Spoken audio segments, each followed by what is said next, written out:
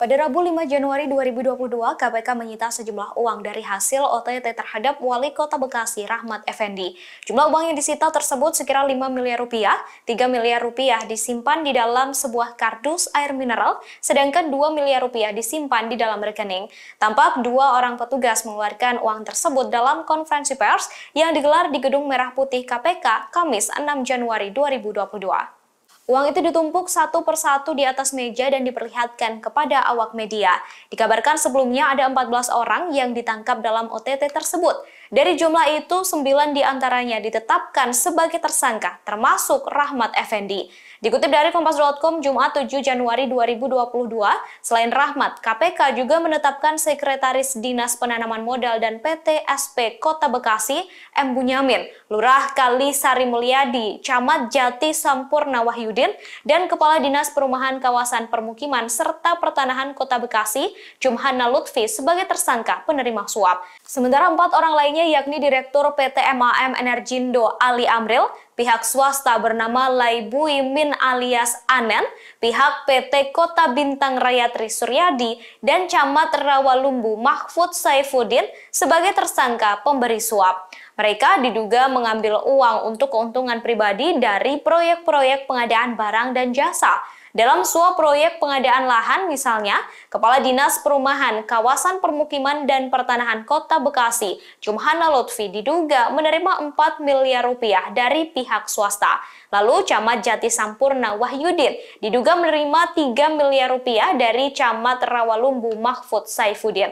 Wahyudin juga diduga menerima 100 juta rupiah mengatasnamakan sumbangan ke salah satu masjid yang berada di bawah yayasan milik keluarga Rahmat Effendi. Hal itu disampaikan langsung oleh Ketua KPK Firly Bahuri. Pada kegiatan tangkap tangan, tim KPK mengamankan 14 orang pada hari Rabu pada tanggal 5 Januari 2022, sekira jam 14.00 di beberapa tempat wilayah di Kota Bekasi, Jawa Barat, dan Jakarta. 14 orang tersebut antara lain RE, Wali Kota Bekasi periode 2013, 2018, dan periode kedua 2018-2022. Yang kedua adalah AA, swasta, Direktur PT ME.